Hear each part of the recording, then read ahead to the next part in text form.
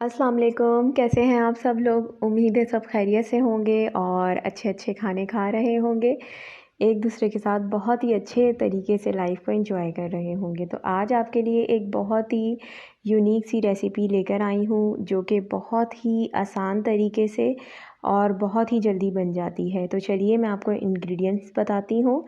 यहाँ हमने सबसे पहले जो है वो ईस्ट तैयार करना है। ईस्ट तैयार करने का सबसे आसान तरीका ये है कि आपने नीम गर्म पानी में 1 टेबल स्पून ईस्ट डालना है, हाफ़ टी स्पून आपने सॉल्ट और 1 टेबल स्पून शुगर ऐड करके इसे मिक्स करना है और ढक कर एक साइड पे आप कर सकते हैं।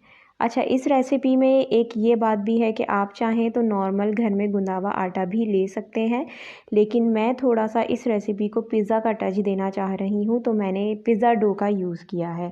तो यहाँ पर हम पिज़्ज़ा डो किस तरह से गूँदेंगे कि जो हमने ईस्ट तैयार किया है उसको हम आटे में एक तकरीबन 2 कप यहाँ पर मैंने मैदा लिया है, उसमें मैंने 1 कप ईस्ट का जो मिक्सचर रेडी किया था वो डाल के इसको अच्छी तरह से हम गूँध देंगे।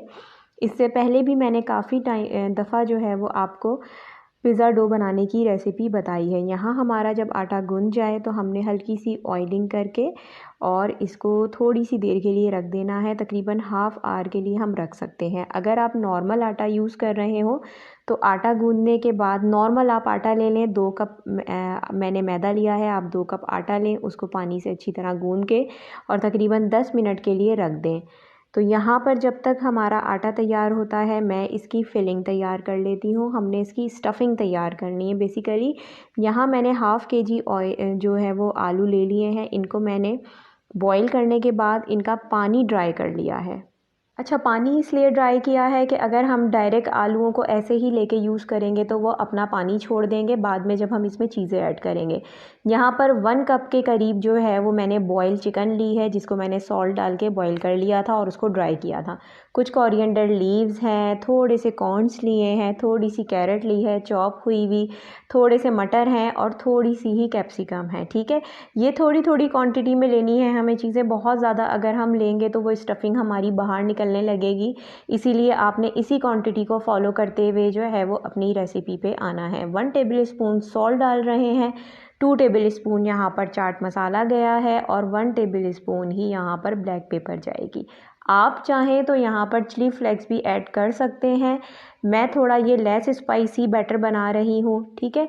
और आपको जो है वो थोड़ा सा स्पाइसी भी अलग से बना के दिखा देती हूँ ताकि आपको एक आइडिया मिल जाए, ठीक है। क्योंकि हम लोग ज़्यादातर जो होता है वो स्पाइसी कम खाते हैं, इसलिए मैंने थोड़ा सा जो है वो हरी मिर्चें और लाल मिर्चें एक सेपरेट वाले प्याले में निकाल के उनको मिक्स कर लिया है और इसका मैं अलग से बनाऊंगी, ठीक है। तो यहाँ पर हाफ़ टी स्पून हमने रेड चिली का यूज़ किया है और 1 से 2 अदद जो हैं वो हरी मिर्चें चॉप करके एक प्याले के करीब जो है वो बैटर है उसमें मिक्स कर दिया है। यहाँ पर आप देख सकते हैं कि आटा बिल्कुल तैयार हो चुका है। इसकी सॉफ्टनेस आप देख सकते हैं, हमें इसी तरह का सॉफ्ट जो है वो आटा चाहिए इस रेसिपी को फॉलो करने के लिए।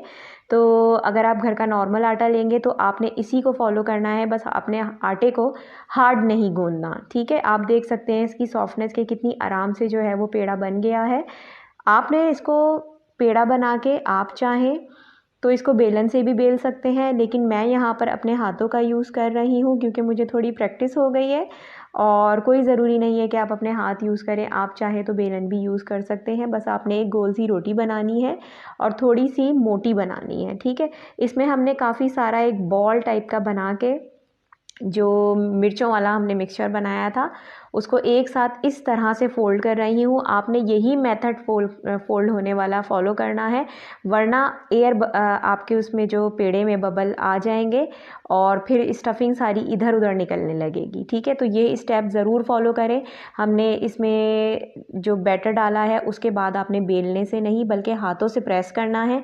आटा इतना सॉफ्ट है कि वो आराम से जो है ना खुद ही से वो गोल सा बन जाएगा जब आप उसको दोनों हाथों से प्रेस करेंगे। अच्छा सा जो है वो हमारा जो है पिज़्ज़ा स्टफ़िंग पिज़्ज़ा तैयार हो गया है। तो अब हम इसमें क्या करेंगे कि एक फ्राई पैन ले लिया है मैंने, आप चाहें तो तवे का यूज़ भी कर सकते हैं। इसको अच्छी तरह से पहले ऑयलिंग करेंगे और उसके बाद जो आपने रोटी तैयार की है, इसको आप रोटी कह लें, पराठा कह लें या आप पिज़्ज़ा कह लें, ठीक है। तो ये जो है वो रख देंगे और 5 मिनट के लिए उसको छोड़ देंगे कैप करके। यहाँ पर मैं दूसरा पिज़्ज़ा रेडी कर रही हूँ। ये स्टफ़िंग जो है वो लेस स्पाइसी वाली है। आप देख सकते हैं कि किस तरह से मैंने इसको जो है बिछा के पूरा जो है ना स्टफ़िंग रखी है। और इस मेथड को ज़रूर फॉलो करें।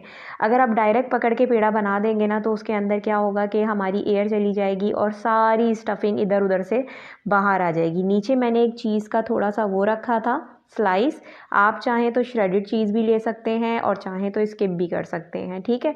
लेकिन मैं थोड़ा ये बच्चों के लिए बना रही हूँ तो थोड़ा सा अच्छा मतलब टेस्ट आ जाएगा, इसलिए मैंने उसके नीचे पहले चीज़ रखी है, उसके ऊपर स्टफ़िंग है और उसके बाद उसको अच्छी तरह से कवर करके एक गोल शेप दे दी है। आप चाहें तो इसकी स्क्वायर शेप भी दे सकते हैं। यहाँ तकरीबन जो है हमारे 5 मिनट गुज़र चुके हैं इसको बनाते हुए, जो हमने सेकंड पिज़्ज़ा बना रहे हैं, पिज़्ज़ा पराठा। तो आइए देखते हैं कि उसकी कैसी शक्ल हो गई है। आप देख सकते हैं कि बबल्स इसमें से फुट रहे हैं। तो अब हमारी नीचे की साइड जो है वो रेडी हो चुकी है और हमने देनी है टर्निंग। तो टर्न आप मैंने चिमटे से कर लिया है, आप चाहें तो चिमटे से करें, चाहें तो स्पून से करें, जैसे आपको ईज़ी लगे आपने वैसे करना है। अब आपने हल्का सा बिल्कुल जो है ऑयल लगाना है। मैं वैसे यहाँ पर जो है वो ऑलिव ऑयल यूज़ कर रही हूँ, आपके घर में जिस तरह का भी ऑयल हो आप यूज़ कर सकते हैं। अब मैंने इसमें जो है वो चीज़ डालनी है। मेरे पास स्लाइस चीज़ अवेलेबल थी घर में, श्रेडेड चीज़ नहीं थी तो मैंने यही वाली चीज़ यूज़ की है। आपके पास जैसी भी चीज़ हो आप यूज़ कर सकते हैं। थोड़ा सा मैंने यहाँ पर चिली फ्लेक्स डाल दिया है क्योंकि ये मैं स्पाइसी स्टफ़ पराठा बना रही हूँ।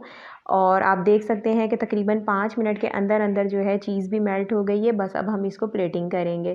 प्लेट में आप निकाल लें, गरम गरम खाना चाहें तो गरम गरम खाएं, नहीं तो मैं जो हूँ जब तक सेकंड पिज़्ज़ा डाल के और उसके बाद इसकी कटिंग करूँगी। तो यहाँ पर हम 5 मिनट इसको छोड़ देंगे और जब तक हम इसकी कटिंग कर लेंगे। और आपको मैं इसका रिज़ल्ट भी शो करती हूँ कि कटिंग करने के बाद जो इसकी अंदर से स्टफ़िंग है वो कितनी जो है वो ज़बरदस्त सी जो है ना टेस्ट दे रही है। आप देख सकते हैं कि स्टफ़िंग नज़र आ रही है, वो ख़ुद बता रही है। यहाँ पर 5 मिनट गुज़रे तो मैंने चेंज की है साइड। कलर आप देख सकते हैं कि कितना प्यारा सा कलर जो है वो पराठे का आ चुका है। और अब इसको भी हमने ऑयलिंग करनी है अच्छी तरह से मुराद ऑयलिंग की ये है कि ऑयल बहुत कम लेना है, लेकिन कोशिश ये करनी है कि वो अच्छी तरह से पूरे पराठे पे स्प्रेड हो सके। यहाँ पे थोड़ी सी चीज़ मैंने लेके स्लाइस तकरीबन 1.5-2 स्लाइस होंगे उनको डाल के, और जब वो चीज़ मेल्ट होने लगी तो उसको ब्रश की मदद से पूरे पराठे पे मैंने उसको फैला दिया है। ठीक है, आप देख सकते हैं कि ये एक तरह से बहुत प्यारा सा जो है ना पराठे पे टेक्सचर आ गया है। और बस हमारा जो पराठा है वो रेडी है और इसको आप नाश्ते में खा सकते हैं, इसको आप टी पार्टी पे एंजॉय कर सकते हैं। ये देख सकते हैं आप कि कितना ज़बरदस्त सा तैयार हुआ है। तो एंजॉय करें, मुझे दुआओं में याद रखें। मेरी तरफ से